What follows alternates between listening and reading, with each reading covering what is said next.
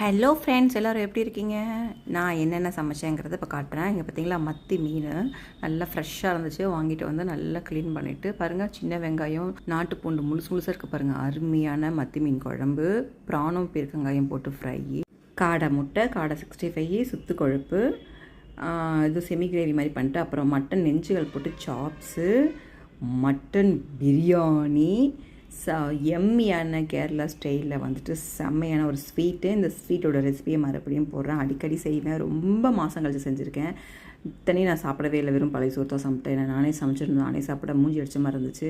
ஆனால் நைட்டு நல்லா சுட சுட ஒரு தட்டு இட்லி ஊற்றி சுத்து கொழுப்பு கிரேவி வச்சு சாப்பிட்டோம் பாருங்கள். அப்பா, ஒரு ரூமை ஃபுல்லாக பணத்தை வச்சுட்டு இந்த 6 இட்லியும் இந்த சுத்து குழப்பம் வேணுமான்னு கேட்டால் கண்ணை மூடிட்டு இதை தூக்கிட்டு ஓடியே போயிடுவேங்க. ஒரு வாட்டி ட்ரை பண்ணி சாப்பிட்டு பாருங்கள். எப்படி என் மெனு சுத்து குழப்பு ரெசிபி ஆல்ரெடி நிறைய டிஃப்ரெண்ட் டைப்பில் போட்டிருக்கு. ரொம்ப சிம்பிள், ரொம்ப